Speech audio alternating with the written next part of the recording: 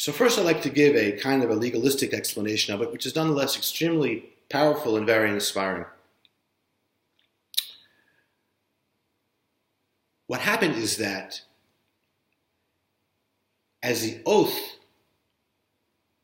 was established, the covenant between God and the Jewish people, it was in fact the delivery and the gift of the Torah that created the reciprocal relationship, and specifically in our part, the obligation to fulfill the commandments and not to violate the prohibitions.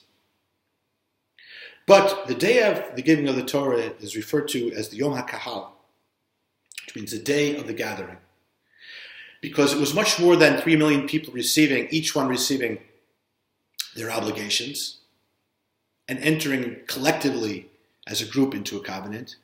That Hashem says, the verse in the Torah says, Hayom niyet elam l'Hashem Elokech. Today, you have become a nation to the Lord your God. It was the covenant of Sinai that created the nation of Israel.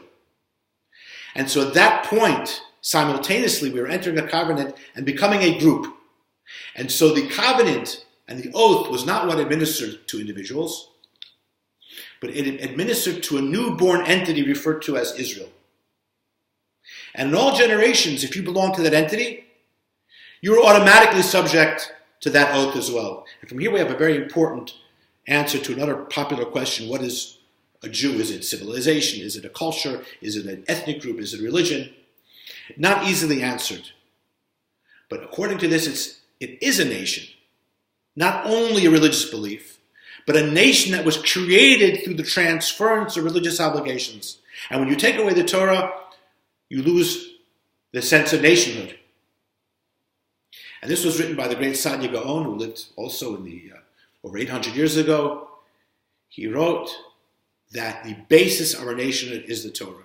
Take that away, and the basis is gone. So this is a legalistic explanation that became part of a kind of a corporation, which of course, a tzibur, which as we know is not limited to time. A tzibur doesn't die, a company doesn't die, and the same thing is true here.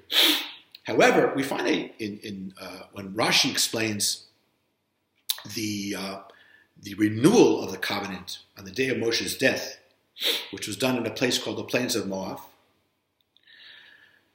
So Hashem, or Moshe in Hashem's name, refers to the covenant that is made to those that are here today and those that are not here today.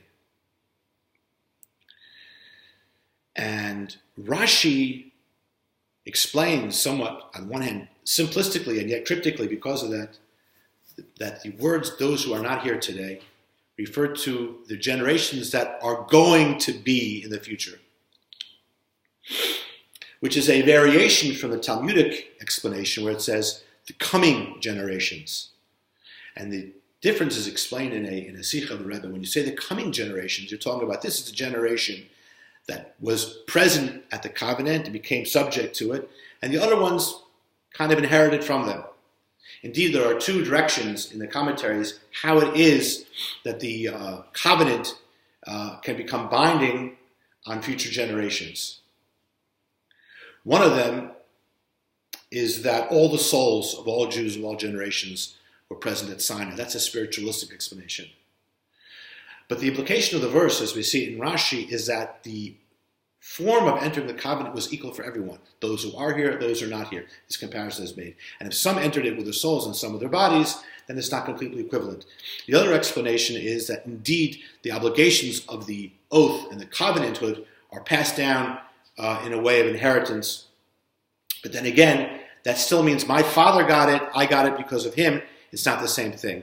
And so the Rebbe understands from the language of Rashi a completely radical new way of understanding it, and yet a very simple way of understanding it. That when Rashi says that it explains the words that this covenant is being made with those who are here today, those who are not here today, and Rashi says that means the future generations, he means at that very moment, God is making a covenant directly with those future generations, whether they be born Jews or converts who don't have Jewish ancestors and so on.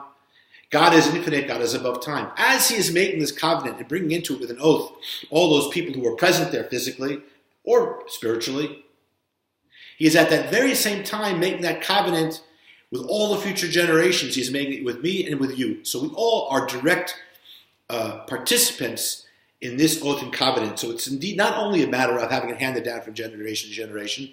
It is something which is very directly connected to us. And this is very important because if we look at the other two explanations, that we are included in the covenant because we inherited from our fathers, that's where we get into this kind of thing of, my father said I had to go to Hebrew school, so no, I'm going to tell my kids they have to go. It becomes almost something which is not directly relevant to the individual. And if we say that it is because the souls are there, that's kind of like a spiritual awakening. Every now and then we get excited, we get involved, but it's not relevant in our life. So we say, no, there's not merely something connected to our soul. It's connected to our physical life. It's not merely something that my father had to do. It's something that I had to do with my body and soul together. And in this way, we are active participants in this covenant to this very day. And when we hear the Torah read tomorrow, and we hear the Ten Commandments, we have to imagine and indeed feel that we're at the, just it was the very first time we were again receiving the Torah anew.